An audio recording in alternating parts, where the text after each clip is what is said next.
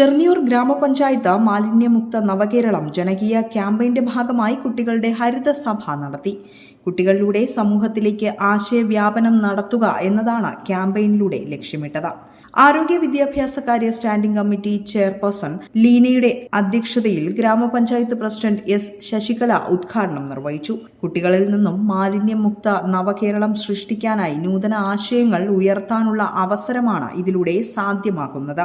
മാലിന്യ നിർമ്മാർജ്ജന സംവിധാനങ്ങളിൽ കുട്ടികളുടെ പങ്കാളിത്തം ഉറപ്പുവരുത്തുകയും ചെയ്തു. സ്ഥാപനങ്ങളെ മാറ്റുക എന്ന ലക്ഷ്യം അടിസ്ഥാനമാക്കി നമ്മുടെ വിദ്യാലയത്തിലും 2024-25 അധ്യയന വർഷം ജൂൺ മാസം തന്നെ 20 കുട്ടികളെ ഹരിതസഭയിലേക്ക് തിരഞ്ഞെടുക്കുകയും ഒരു അധ്യാപികയെ ചുമതലപ്പെടുത്തുകയും ചെയ്തു. ക്ഷേമകാര്യ സ്റ്റാൻഡിംഗ് കമ്മിറ്റി ചെയർമാൻ മനോജ് സ്വാഗതം ആശംസിച്ച ചടങ്ങിൽ മെമ്പർമാരായ ശിവകുമാർ, വിജി, ഗ്രാമപഞ്ചായത്ത് സെക്രട്ടറി ആരിഫുദ്ദീൻ, അസിസ്റ്റന്റ് സെക്രട്ടറി ബിനു തുടങ്ങിയവർ ആശംസകൾ അർപ്പിച്ച് സംസാരിച്ചു.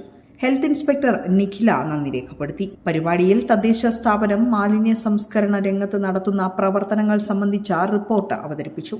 കൂടാതെ വിദ്യാർത്ഥികൾക്ക് ജനപ്രതിനിധികളോട് ചോദ്യം ചോദിക്കുന്നതിനുള്ള അവസരവും നൽകിയിരുന്നു. വിസ്മയ ന്യൂസ്, വർക്കല.